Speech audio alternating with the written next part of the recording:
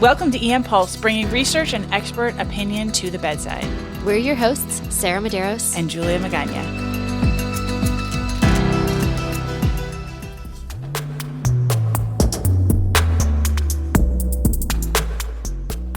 Welcome back to EM Pulse. Okay, guys, I'm excited to co-host this episode with my colleague, Dr. Neelou Weeker. Welcome back, Neelou. I'm so excited to be here. Thank you again for having me. Neelou, last time you were on the podcast, you and I spoke about a framework for communication and safety in the emergency department, TeamSTEPPS.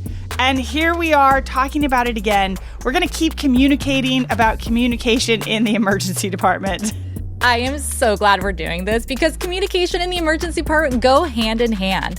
When we talk about closed-loop communication, we usually think about team members. How does that concept change when the loop includes a patient who doesn't speak English?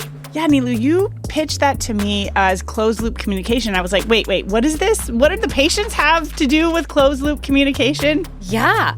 Well, when we don't have a shared language, critical information can be delayed, misunderstood, or missed entirely. And that's not great for our patient population or our patient care. To talk about this, I'm joined by Leigh Clary, who actually has a really good case that illustrates this. She's our TeamSTEPPS project lead and a wonderful nurse at UC Davis, and I'm so honored to work with. To recap, TeamSTEPPS introduces tools to enhance performance and patient safety. You probably remember Leigh from our prior recordings, and I'm so glad she's back today. She's an expert on this, and I'm really excited to have her walk through this case with us. Welcome back, Leigh. I'm so glad that you're here. Thank you so much for having me back. Leigh, okay, I've heard about this case, but I want to hear about it from you. Walk us through what happened. I was triage nurse in the emergency department one day, and a patient came in by ambulance. She was a Hmong-speaking patient, and the medics didn't have a real good story for her. It was a little vague. They didn't seem overly concerned with her condition. They said that it seemed like she was having flu-like symptoms. That was her main complaint. So I went to get one of our translation tablets where we should be able to pull up an interpreter from any language. And I selected the Hmong interpreter and waited and waited and waited. And a Hmong interpreter was just not available at that time. I know that circle of death. The circle. Absolutely. Keeps going, and your shift is going and going. Right, and the other patients are lining up to be triaged. So I realized I'm not going to be able to have a Hmong interpreter for this patient. I'm going to do my best to triage her. I'm going to get her vital signs. I'm going to do a pretty good assessment on her. I'm going to go with what information the medics can give me. And her vitals are stable. Clinically, she looks pretty good to me. I don't have a room for her, so I put her in our hallway to wait for a room. But as she's rolling away to the hallway, I start to realize that this just doesn't feel right. It doesn't feel fair. Every patient should be able to express why that they are there. And so I started talking about it with someone. I said, I just can't find a Hmong interpreter for this patient. And our registration supervisor happened to be walking by, and he heard that I was looking for a Hmong interpreter, and he said, I've got Angela here today. Let me go get her for you. And she came immediately. We met in the hallway. She asked the patient a couple of questions, and then she turned to us and said, I think she's having a stroke. Always listen to your registrars. Always listen to any team member when they have a concern about a patient.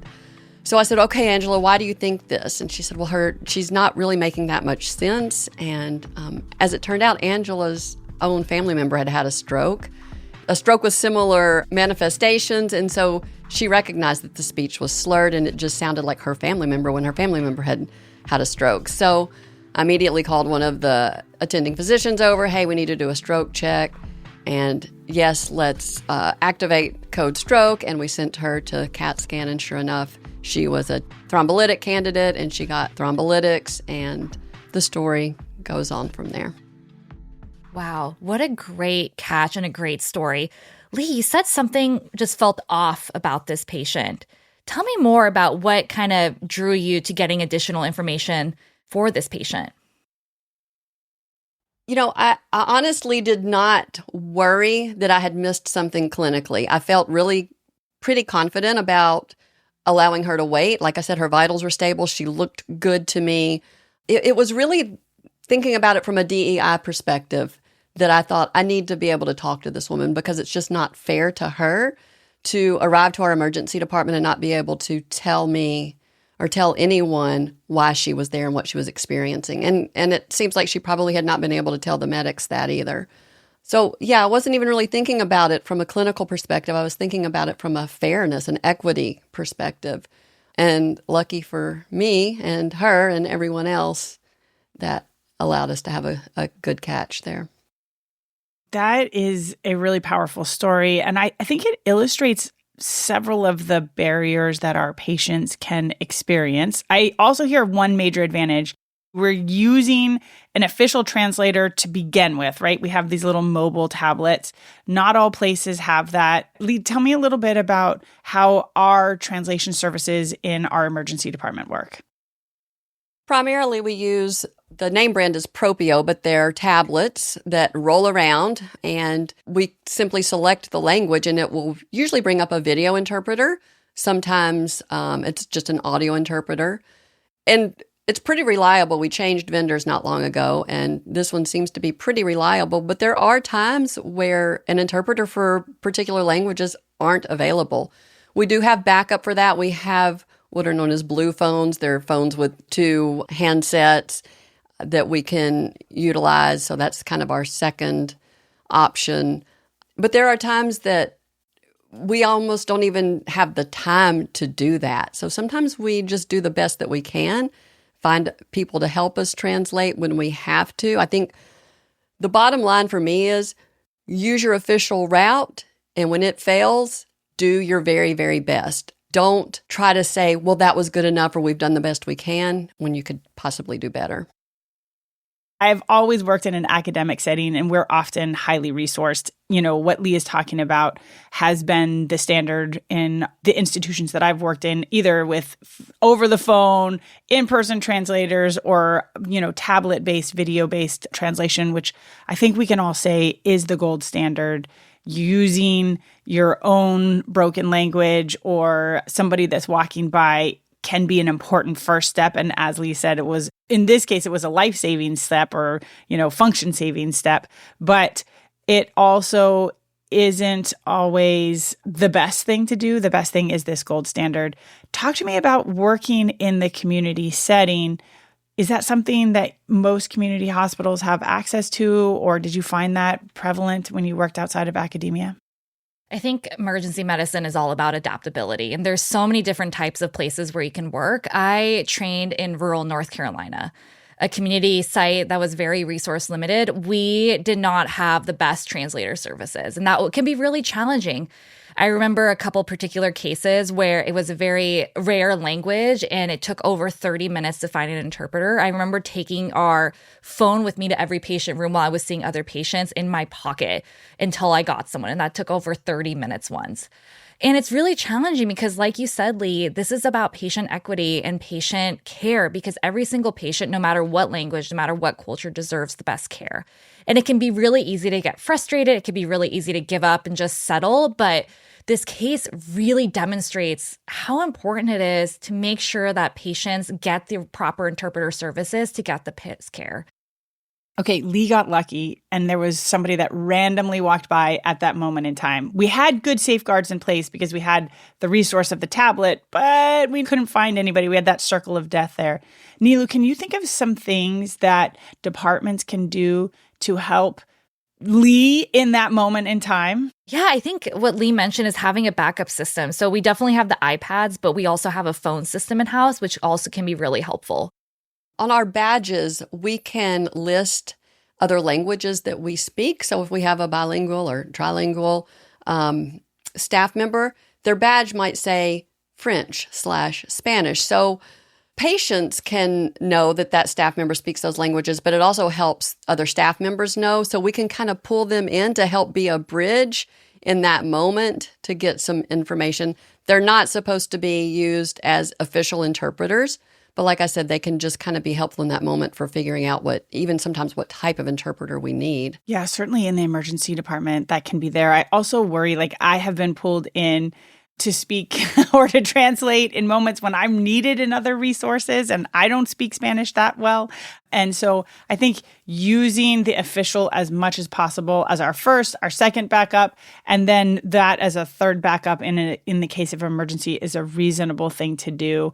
And this topic probably deserves more discussion with more people about how can we do this well. But I think, Leigh, you identified something that was probably the best safety net, and that was you were aware that it was important to treat this patient equitably, and you had that in your mindset, in your framework of how you approach each patient of like, I am pressured by time and urgency, but I also, number one, recognize that all my patients need to be treated the same way, despite whatever challenges in communication that we may face. And so I think that's probably what saved the day was your framework and your own knowledge with inside of yourself. And sharing that with our colleagues is a really important thing to do.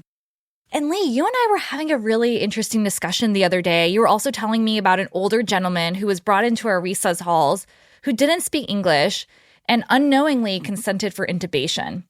Tell me more about that. Yeah, it was, like you said, an older gentleman who came in really short of breath. And he spoke English, but it was limited. And in the course of our very, quick resuscitation of this patient, one of our physicians asked him the question about, would you want to be intubated? I'll be honest, I'm not even sure if his answer was yes or no, but I know that we got the answer wrong, or the physician misunderstood his answer. They asked the question, got the answer, we're carrying on, and I was standing toward the back of the room thinking, I'm just not convinced that he understood what question was being asked of him when he answered that question. And around that time, his daughter came into the room, so I was able to pull her aside and say, hey, they just asked him this. This was his answer. I want to make sure he understood the question.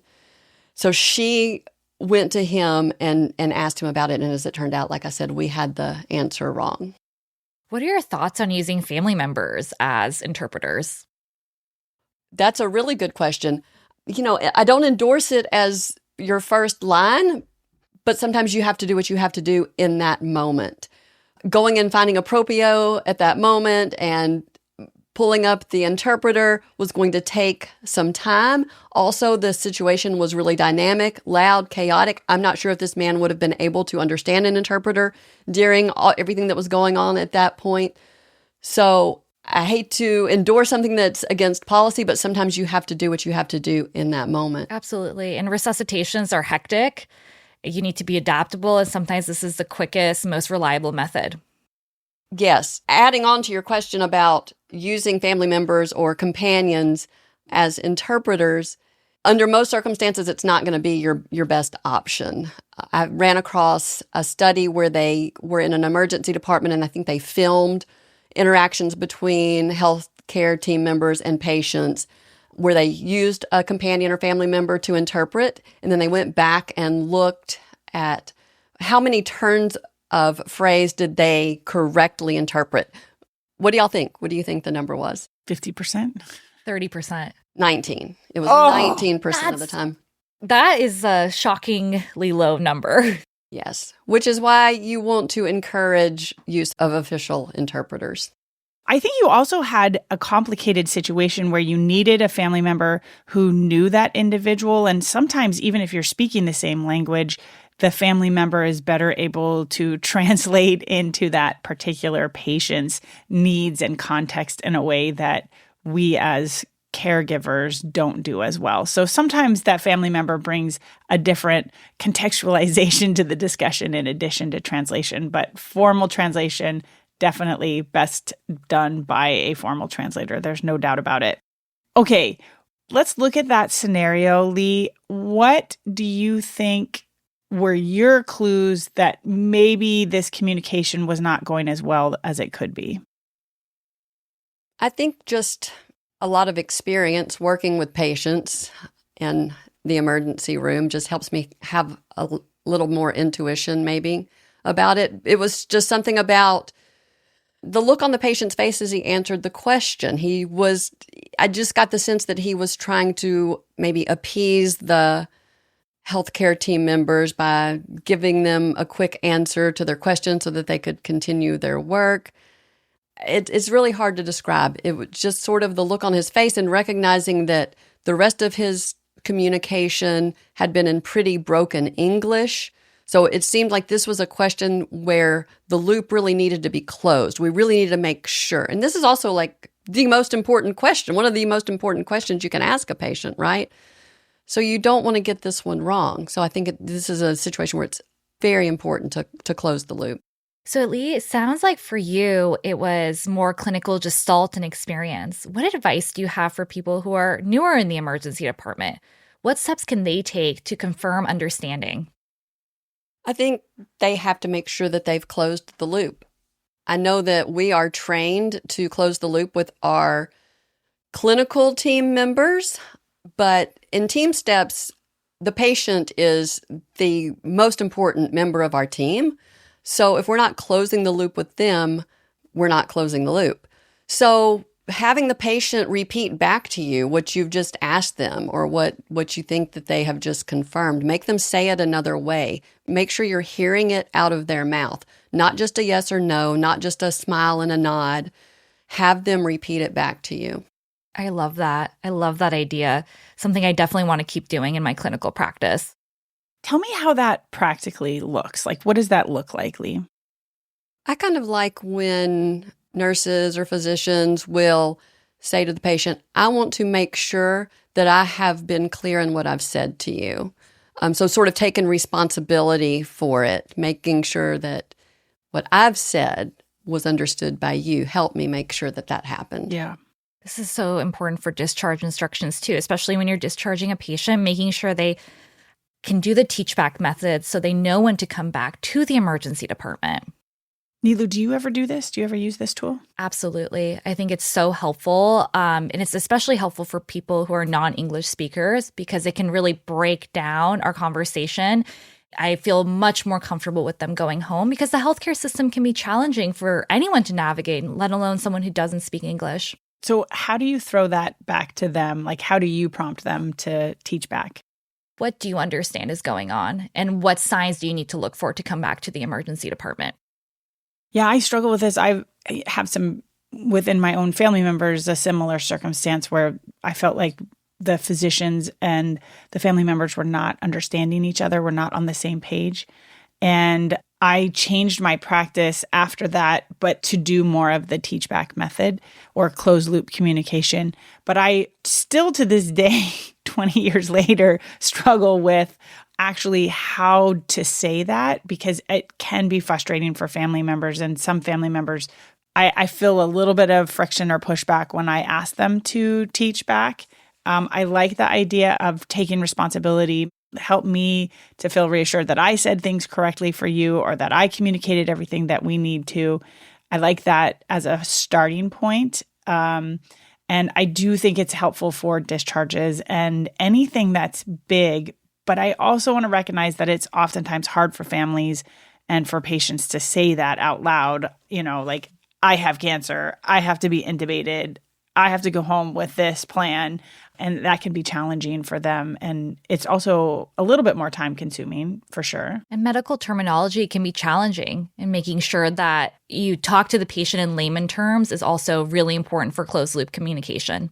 And we also still could miss the mark. Like, the person could have said back intubation and parroted the word intubation and the doctor taken that for meaning.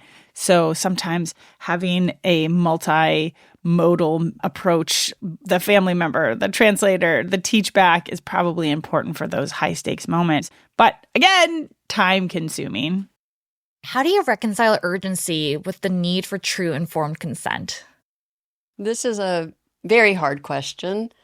I think always go back to safety first. Patient is the center of our healthcare team, so always keeping that in mind. What do you guys do? What do you think about that?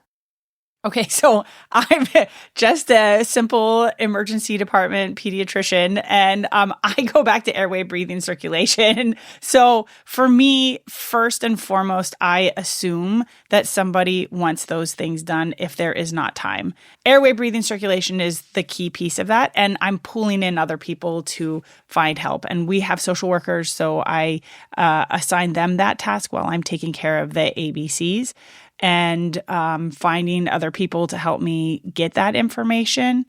But if somebody can't talk or there isn't time or space for that, then I assume that they want their ABCs taken care of because they came to the emergency department. And that is a different cultural approach than other countries that don't have those resources or those cultural approaches. But that's my first thing to do. And then if I have time, then more exploration. Yeah, I totally agree. And that's how I would approach it too. If those ABCs are intact, then I have time to take care of the other stuff, right? Like limb and bleeding and all of those other things, we can take care of that. But the ABCs have to be taken care of first for me. As someone who did residency in a community program, I think just focusing on the ABCs is so important. And once those ABCs are intact, you can focus on trying to find an interpreter or trying to find another family member and focus on resuscitating the patient the best that you can. But again, I think if the ABCs are not intact, you can do informed consent that they would want everything done. But I think that's what that doctor was doing that we were talking about that may have missed that patient's ability for informed consent, because that physician was focused on fulfilling those ABCs, literally filling the airway. And at the same time, that physician had you as an experienced nurse there being in the background and recognizing that there was space for further discussion and getting those other resources and pulling it in. So I think that's the beauty of teamwork, that we can focus on those pieces while pulling in and tasking other people with getting more resources to make sure we're doing the best that we can in each step. Yeah. And situation monitoring is one of the TeamSTEPPS tools. So that's what team members are doing, is looking at the big picture and trying to keep everyone safe. So yeah, like you said, that physician who asked the question had a lot going on in that moment. And I'm sure he believed that he had communicated effectively with that patient at that time. Okay, so we got 2 TeamSTEPPS tools here: closed loop communication with the patient, not just with the providers, and situational monitoring. I like that. I love that. Leigh, thank you so much for being here. It's always a pleasure to chat with you and to work with you and sharing your expertise with us and the listener. Thanks so much for letting me come back and talk about TeamSTEPPS again. And thank you to our department for doing the right thing and having translation available. Thank you to OM Productions for translating tech to us. Until next time, stay curious, stay inspired, and stay tuned.